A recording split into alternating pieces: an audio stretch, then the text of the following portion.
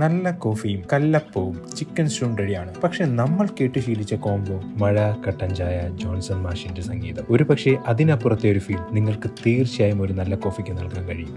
Coffee ഒരു beverage മാത്രമല്ല, ഒരു വികാരമാണ്. പക്ഷേ നമ്മൾ ഇവിടെ കോഫിയുടെ രുചി നിർവചിക്കപ്പെട്ടിരിക്കുന്നതും മറ്റ് ആഹാരങ്ങളുമായി പേർ ചെയ്ത് കണ്ടുവരുന്നതും പാശ്ചാത്യ സംസ്കാരങ്ങളിൽ നിന്നുള്ള ഇൻഫ്ലുവൻസിലാണ്. ഇത് സാധാരണക്കാരുടെയിലും തുടക്കക്കാരുടെയിലും രുചിയുടെ വലിയ കൺഫ്യൂഷൻസ് ഉണ്ടാക്കുകയാണ് ചെയ്യുന്നത്. ഉദാഹരണത്തിന്, കോഫിയുടെ ടേസ്റ്റ് ട്രോപ്പിക്കൽ ഫ്രൂട്ട്സിനോടും ബെറി ഫ്രൂട്ട്സിനോടും താരതമ്യം ചെയ്യാൻ പറഞ്ഞാൽ ഒരു കൺഫ്യൂഷൻ ഉണ്ടാകാറില്ലേ? കാരണം നമ്മൾ ഭൂരിഭാഗം ആൾക്കാർക്കും ബെറി ഗണത്തിൽപ്പെട്ട ബ്ലൂബെറി, റാസ്ബെറി തുടർന്ന ഫ്രൂട്ടുകൾ സുലഭമായി കിട്ടുന്നവയോ നമ്മൾ സ്ഥിരം കഴിച്ച് ശീലിച്ചു വളർന്നതുമല്ല. അതുപോലെ സാധാരണയായി കഫേകളിലും മറ്റും കോഫി പേർ ചെയ്ത് കണ്ടുവരുന്ന ബ്രെഡ് ആണെങ്കിലും കേക്ക് ആണെങ്കിലും കുക്കീസ് ആണെങ്കിലും ഒന്നും സ്ഥിരം ശീലിച്ചതല്ല. എന്നും വെച്ച് ഇത് നമുക്ക് വഴങ്ങില്ല എന്നല്ല, ഇതിനേക്കാൾ ഭംഗിയായി നമുക്ക് വഴങ്ങും. എങ്ങനെയാണെന്നല്ലേ വരും വീഡിയോകളിൽ പറയാം. അപ്പൊ ശരി, നാളെ കാണാം. Happy Sunday.